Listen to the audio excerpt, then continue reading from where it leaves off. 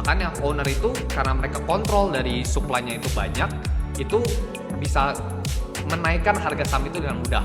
Nah, gimana caranya owner ini tetap mempertahankan market cap sama free float ini kalau retail siram? Mau nggak mau dia yang telan dong. 10T itu yakin bisa diserap oleh rakyat kalau bisa dia buang.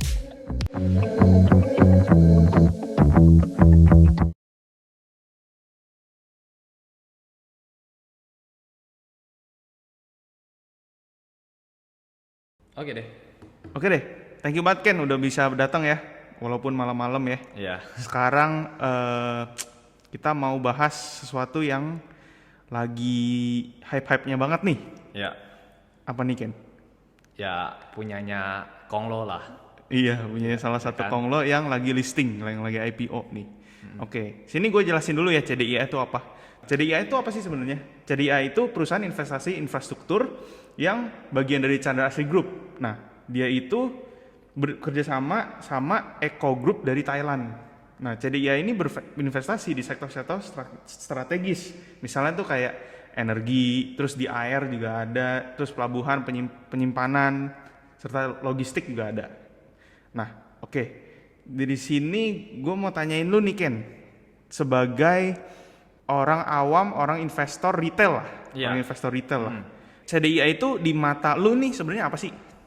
Sebenarnya CDIA itu jujur ya, kalau dari perspektif gue pribadi itu sebenarnya dari sisi fundamental tuh bukan yang gue prioritasin dalam gue lihat. Dalam CDIA ini lebih penting ownernya ya. Karena kalau misalnya gue sebagai investor retail biasa ya, itu kita lihat aja dari historical tuh saham-saham yang dipegang oleh si Prayogo Pangestu seperti Cuan, Brand, TPIA, Petro itu nggak ada yang nggak ditarik ke atas. Jadi nggak ada yang digoreng lah istilahnya lah. Tapi kecuali ada satu lah anak tirinya BRPT ya, itu kan termasuk bukan ditinggal ya, cuma nggak terlalu digoreng kayak misalnya teman-temannya yang lain. Cuma kalau CDIA sendiri ini salah satu yang cukup menarik karena dia ini kan baru listing dan ownernya ini si Prayogo Pangestu ini yang dari kita lihat historicalnya yang digoreng-goreng ini jangan ngomong goreng mungkin ya terlalu ini ya, cuma di markup lah istilahnya lah, ditarik ke atas. Itu mungkin kemungkinan besar ya CDIA ini juga akan ditarik ke atas dari valuasinya. Jadi menurut gua cukup menarik sih kalau dari CDIA sendiri ya. Gitu sih. Kenapa sih semua orang tuh sekarang Koko lihat nih ya, semua orang itu yang Koko lihat itu adalah dia bukan invest di sahamnya lagi, melainkan invest di yang pemegang, yang punya saham itu, yang punya perusahaan itu. Kenapa sih kayak gitu? Oke, jadi ini hal yang menarik banget ya, karena kita kalau dari dulu kan kebanyakan lihatnya dari fundamental pure ya. Padahal sebenarnya owner itu juga menurut gua sangat-sangat berkontribusi lah terhadap harga dari saham mereka sendiri. Jadi karena adanya influence yang cukup besar dari para owner-owner ini terhadap saham mereka sendiri, itu yang membuat kita tuh nggak bisa semata-mata lihat fundamentalnya doang lagi. Maksudnya apa?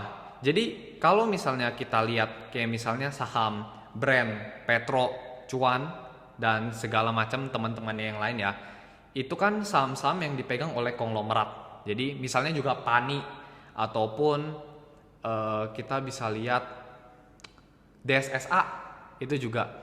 Jadi mereka ini mengontrol supply dari, maksudnya mereka mengontrol sebagian besar dari jumlah saham yang beredar di market gitu ya.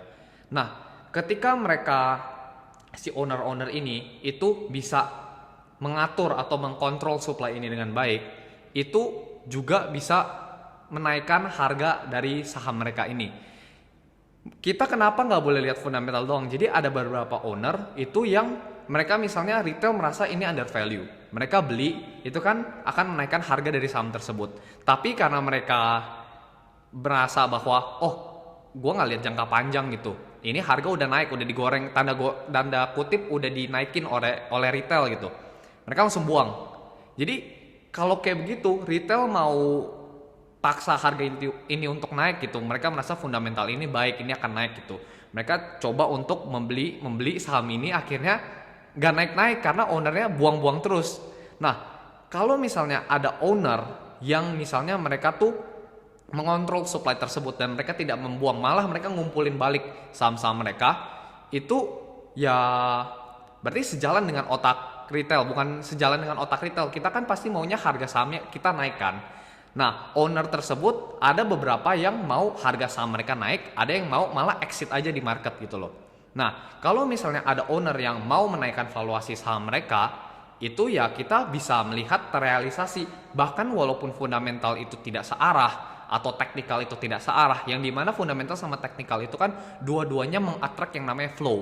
Jadi kalau misalnya fundamental dan teknikal walau mereka itu nggak terlalu mendukung, jadi flow dari retail itu nggak banyak-banyak amat, tapi owner ini mau punya kepentingan lah untuk menaikkan valuasi saham mereka, entah untuk direpoin, entah untuk misalnya dimasukin ke MSCI dan segala macam. Jadi nggak perlu kita lihat terlalu dalam gitu fundamental atau teknikalnya. Makanya owner itu karena mereka kontrol dari supply-nya itu banyak, itu bisa menaikkan harga saham itu dengan mudah. Jadi itulah kenapa kita sekarang tuh melihat bahwa owner itu juga penting gitu loh. Karena influence dari tanda kutip gini loh. Kita dalam bisnis apapun, bisnis lah atau mungkin dari aset-aset lain kayak misalnya kripto gitu atau saham terutama, itu siapa yang mengontrol supply-nya paling banyak, itu dialah yang punya influence terbanyak terhadap aset ini gitu loh.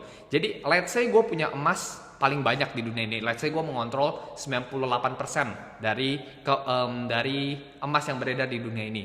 Jadi 2% ini ya mungkin milik retail yang mereka tradingin. Tapi kalau misalnya gue habisin barang-barang di retail, anggap gue taruh di tapi gue nggak pakai nama gue gitu, ngambil emasnya. Emas ini gue bisa tektok. Jadi pas istilahnya tuh passing barang lah.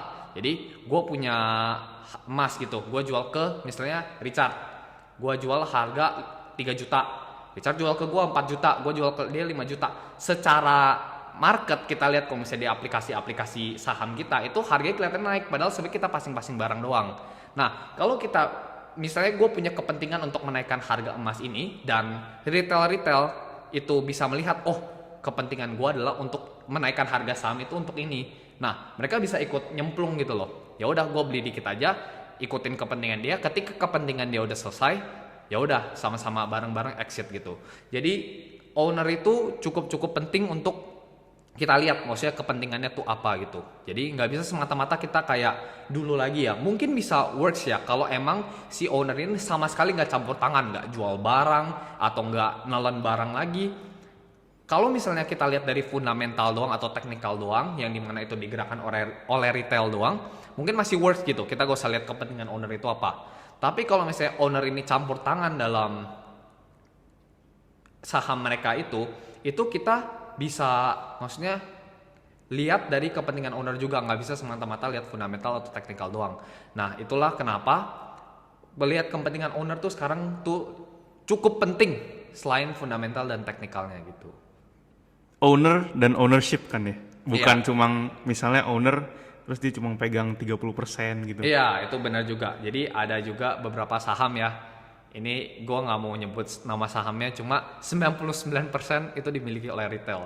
Itu ya owner, kalaupun dia kerja beneran ya, dia kerja maksudnya dia mengembangkan project ini, yang ngapain duitnya di store ke retail semua gitu loh. Jadi ya ownership lebih penting, ownership ya, pokoknya bukan gak harus owner lah, tapi yang mengontrol supply terbanyak itulah yang kita harus lihat tuh kepentingannya tuh apa gitu. Oke. Jadi apa yang bikin selain owner dan yang tadi lu ceritain nih ya, apa yang bikin lu yakin bahwa lu mau masukin duit di IPO ini? Dan satu lagi nih, kenapa IPO ini bersifat long term atau short term? Oke, jadi kalau IPO ini itu gue gak bilang gue berani masuk lah ya, itu mungkin masalah personal ya, karena takutnya kalau misalnya gue ngomong gue masuk, kalian ikut-ikutan gue doang, kalau misalnya gue bilang gue nggak masuk tapi ternyata naik, nanti ada yang nyalahin gue, kesannya gue nggak bisa menganalisa. Ya gue bukan bilang gue jago analisa juga ya, tapi maksudnya itu jangan sampai kalian sampai keikut-ikut tanpa kalian analisa sendirilah. Gue cuma akan ngomong apa baiknya dan apa buruknya dari ngambil IPO CDIA ini. Jadi untuk baiknya adalah ini adalah milik konglomerat Prayogo Pangastu. Jadi kita lihat sendiri ya, dia tuh mungkin punya kepentingan. Gue nggak bisa spill kepentingannya apa, tapi ya gak usah gue spill pun kalian bisa lihat lah saham-saham dia tuh ditarik naik semua. Kayak misalnya Cuan, Brand, TPIA segala macam. Jadi only time will tell ya? Ya only time will tell lah, kalian nanti juga bisa cari tahu sendiri kepentingan dia apa. Dan gue bisa salah juga, gue nggak mau sembarangan ngomong kepentingan dia apa gitu. Habis itu ini cukup worth it. Yang pertama itu kan ini dimiliki oleh konglomerat yaitu Prayogo Pangastu, yang dimana dia mengerti untuk game dari saham ini, gamenya lah istilahnya gitu. Dua, dia menggandeng underwriter yang cukup bagus. Gua nggak ngomong semuanya bagus, tapi yang nggak bagus ini bukan berarti jelek ya. Maksudnya ada yang kemungkinan besar tuh ini tuh dari track record historinya tuh bagus. Jadi contoh underwriter yang track record historinya bagus, yang pertama ada Henan Putirai, HP. Itu kalau kalian lihat sendiri dari historicalnya itu jumlah saham yang dibawa oleh dia itu 100% ARA semua. Jadi ya kalian boleh cari tahu sendiri, analisa sendiri. Gue bisa salah ya, balik lagi ya. Kalian boleh cari tahu sendiri. LG juga bagus, Trimegah, dan satu lagi adalah BNI. Itu 3 underwriter yang menurut gue cukup kredibel lah untuk membawakan saham IPO gitu. Nah, kalau misalnya si owner itu niat ngedam di hari pertama mungkin atau di beberapa hari kemudian, masuk akal nggak sih dia ngapain gandeng underwriter 3 itu? Iya sih. Dan mereka tuh underwriter tuh punya istilahnya aturan yang cukup ketat gitu loh. Jadi kalau misalnya dia let's say dia mau mengkecoh underwriter ini, gue pura-pura bawa lu biar retail seneng masuk ke saham gue, beli IPO gue, habis itu gue buang gitu. Ya underwriter ini, kredibilitas underwriter ini akan rusak gitu. Ditambah kredibilitas owner tuh bisa rusak juga, karena misalnya kayak Cuan, Brand dan segala macam itu kan juga sebenarnya di tanda kutip dimotori oleh supir kan. Dimotori oleh supir kan. Kalau misalnya dia ini, jadi salah satu kepentingannya adalah, ya gue nggak bisa spill langsung kepentingannya apa, dan bisa aja gue salah, cuma free float itu harus dijaga. Free float dari emiten tersebut harus dijaga. Jadi free float dan market cap. Nah, ketika free float dia hancur, kenapa bisa hancur? Karena kalau misalnya ini di-dump, si CDIA ini di-dump, bisa mengurangi kepercayaan dari saham-saham dia yang lain. Misalnya seperti TPIA, Cuan, Brand, Petro, dan teman-temannya itu, ketika retail buang dan retail lain yang nelen, retail siram-siraman ini istilahnya, harga akan anjlok. Nah, gimana caranya owner ini tetap mempertahankan market cap sama free float ini kalau retail siram? Mau nggak mau dia yang telan dong. Tapi kalau dia telan, free floatnya hancur. Market cap mungkin bertahan, cuma free floatnya hancur. Ini bisa istilahnya tuh menghambat dia untuk suatu kepentingan tertentu lah.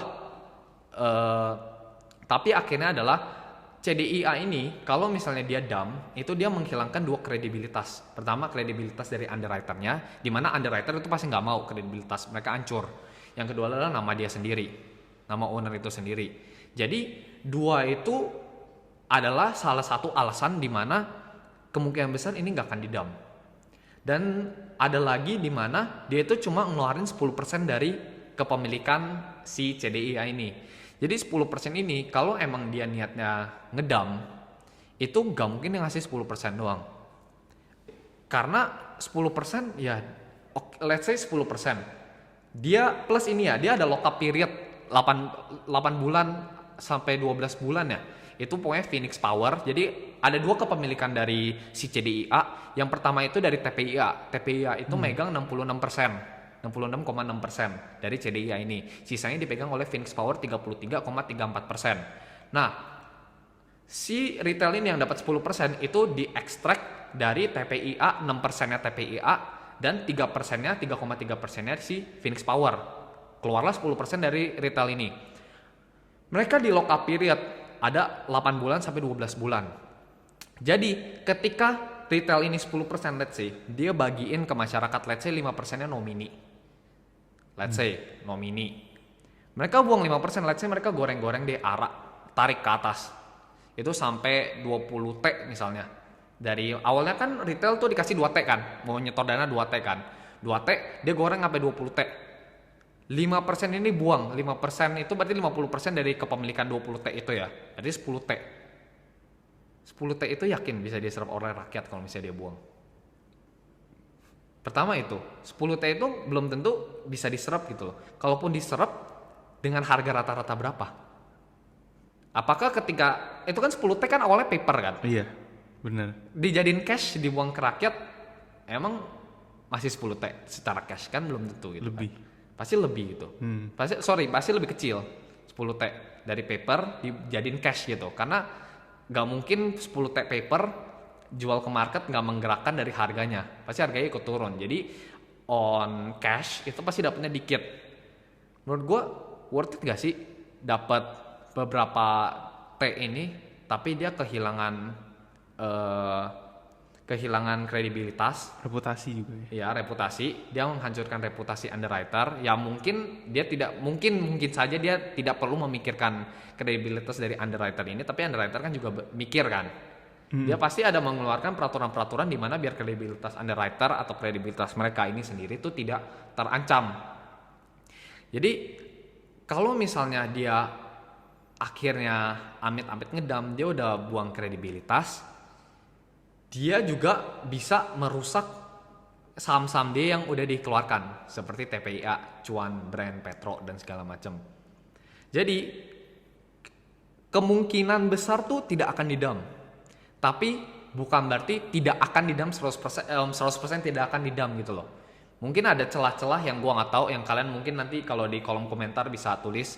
Tapi intinya adalah kalau dia akhirnya ngedam, gue mungkin akan bertanya-tanya ini kenapa didam. Ya bukan berarti dengan alasan-alasan gue tuh pasti nggak didam ya. Tapi gue akan bertanya-tanya, maksud gue adalah kenapa dia buat apa ngedam gitu, kepentingan dia apa, ngapain dia ngedam gitu loh. Ya mungkin gue akan sangat bertanya-tanya gitu loh. Tapi dengan beberapa fakta yang gue coba pikirkan, kemungkinan besar tuh nggak didam. Sama satu lagi, ini narasi yang gue bikin ya. Waktu itu kalian coba boleh cari sendiri deh, Brand, Petro, Cuan itu gak masuk kemana dengan free float dan market cap mereka. Itu kalian boleh cari tahu sendiri. Jadi analisa itu harus cukup dalam menurut gua, nggak bisa cuma lihat fundamental, teknikal segala macam. Analisa kepentingan owner itu harus cukup dianalisa dengan detail lah. Coba kalian cari tahu Cuan, Petro sama Brand itu waktu itu nggak masuk indeks apa, disangkal oleh siapa, kenapa, habis itu apa yang terjadi pada harga saham mereka. Tuh loh. Ketika harga saham mereka turun, apa yang terjadi kepada kekayaan walau on paper tapi kekayaan dari si ownernya ini sendiri. Dengan kalian menganalisa itu, kalian bisa tahu ini CDI ini apakah hanya IPO biasa atau ini untuk IPO balas dendam. Jadi akan mungkin menurut gua ini mainnya akan lebih rapih. Ini kalau kalian bisa tahu ya. Jadi di naik itu nggak boleh pas menurut gua.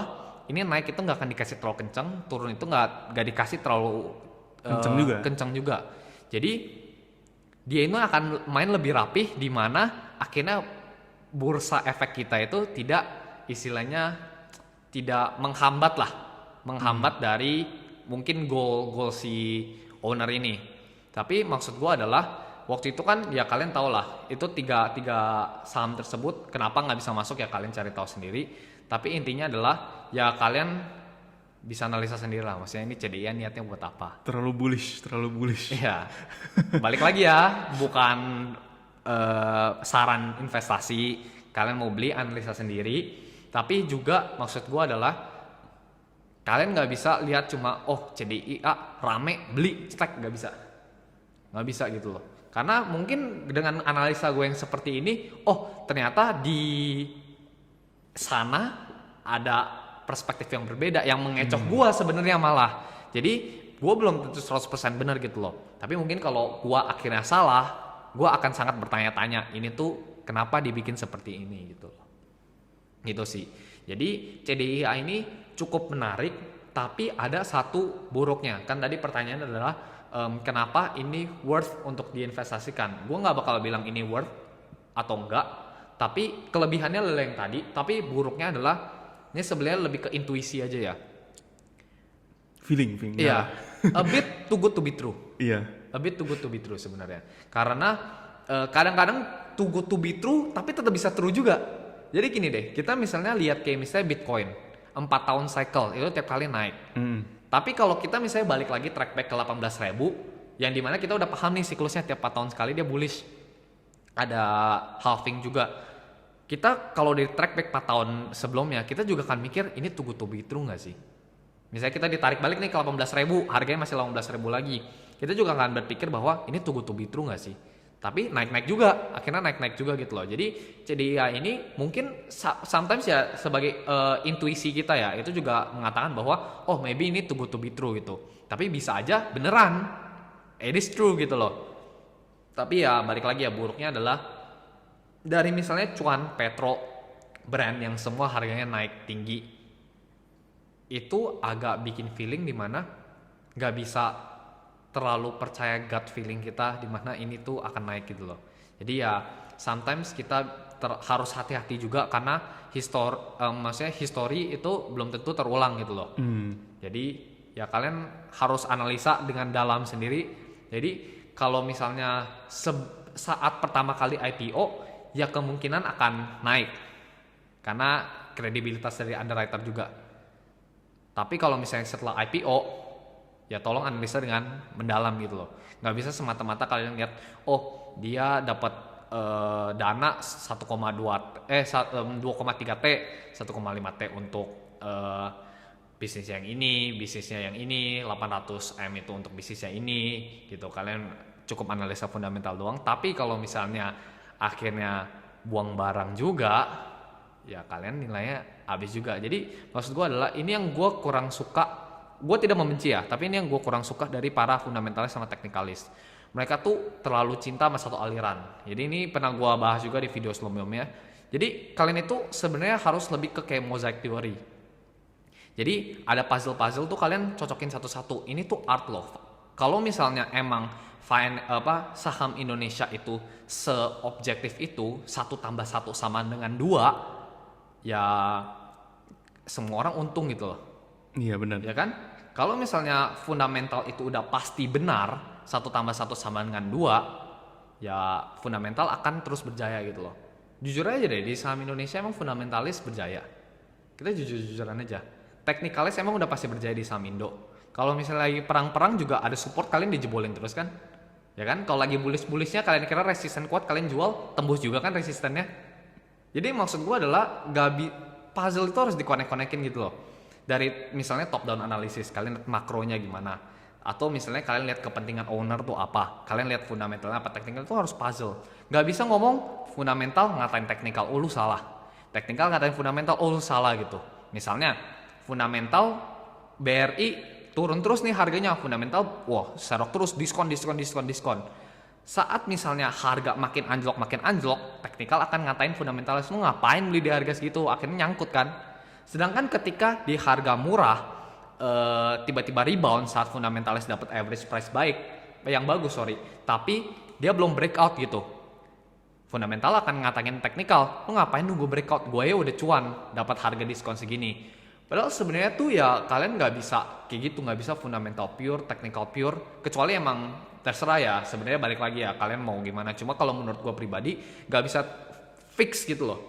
Fundamental, technical, bandarmologi, kepentingan owner, makroekonomi itu nggak bisa kalian abaikan gitu loh. Harus maksudnya digabungin lah istilahnya.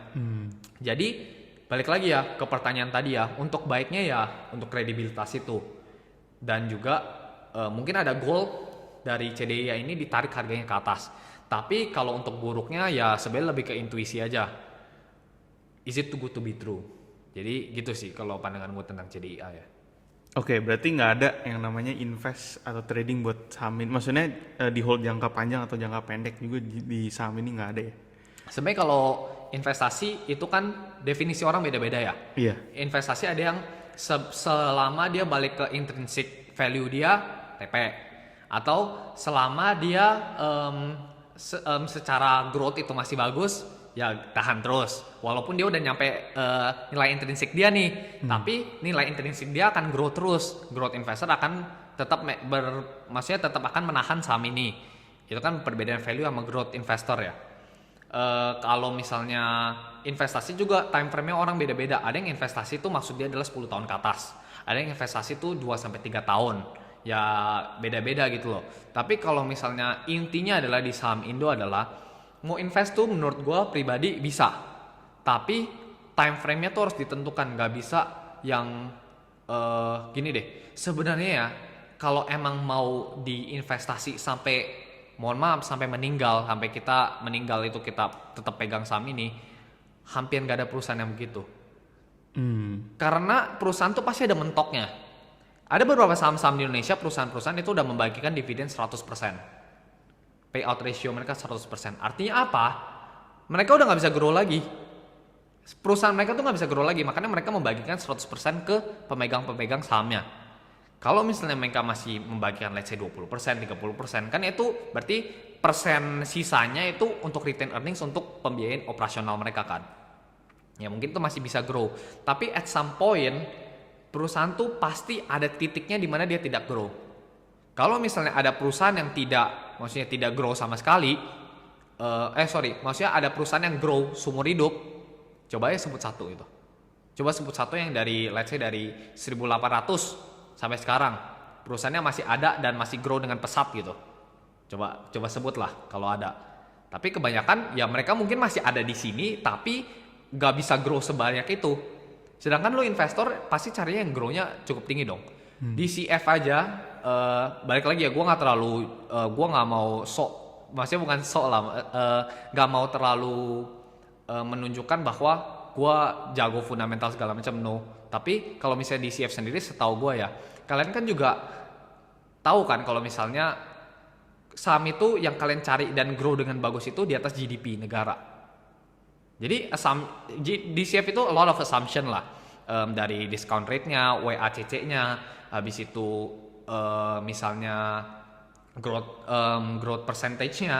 Itu kalau misalnya di bawah dari GDP kalian susah gitu loh. Nah kalian coba susah lah kalau misalnya cari perusahaan yang udah gede dan grow-nya masih bagus banget tapi udah bertahan sampai beratus-ratusan tahun, ya coba cari satu gitu loh. Jadi maksud gue adalah kalau misalnya di saham Indo ya bukan saham Indo doang, saham manapun gak ada yang bisa kayak begitu. Kecuali komoditi mungkin masih bisa kayak emas, dan ya misalnya emas, silver dan segala macam itu mungkin masih bisa ditahan untuk selama-lamanya. Tapi khusus untuk saham apapun itu, daripada kalian pilih saham pribadi, mending kalian kalau mau beli indeks aja, beli indeks the whole bucket gitu loh. Kayak misalnya S&P 500 yang mungkin dari tahun berapa dia naik terus, tapi kan yang ada di weighting S&P tuh berubah-ubah gitu loh. Jadi kalau mau sok-sokan pilih satu saham dan kalian tahan sampai mohon maaf sampai udah tutup usia, ya susah sih, harusnya nggak ada, sejauh ini nggak ada gitu loh, yang dan bisa menghasilkan return yang inilah yang istilahnya cukup itu misalnya di atas obligasi 6%, 7%. Jadi misalnya kalian dikasih return dari saham ini tuh secara capital gain ataupun dividen tuh misalnya 12% atau 13% per tahun dan udah bertahan selama berapa ratus tahun, ya coba ya cari gitu sih. Jadi intinya adalah susah lah kalau misalnya cari yang gak ada siklusnya. Mending daripada kalian invest jangka panjang, lebih baik lihat siklusnya, lihat makroekonominya. Kalau enggak udah fokus beli bucketnya aja, S&P, IHSG selesai gitu sih. Oke, terus nih ada nih kan itu dari kenapa Ken membelinya ya.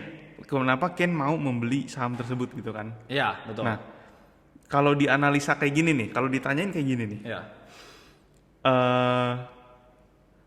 kenapa orang sebaiknya enggak beli CDIA? Sebaiknya nggak beli CDIA kalau nggak tahu apa itu CDIA. Sama lah, ini sebenarnya berpatok kepada semua saham lah. Kalau nggak paham saham apapun ya ngapain beli gitu. Tapi kalau emang specifically ke CDIA, ya kalau misalnya kalian udah ketemu celah di mana bisa ngedam harganya, udah jangan invest. Gitu loh. Jadi Mendingan taruh bawah bantal. iya, mending taruh bawah bantal aja daripada hilang kan. daripada hilang. Jadi kalau analisa saham tuh harus sangat-sangat dalam lah. Jadi kalau misalnya kalian nggak bisa ngecover saham ini dan kalian nggak punya kepercayaan terhadap saham ini, kalian malah ketemu nih celahnya.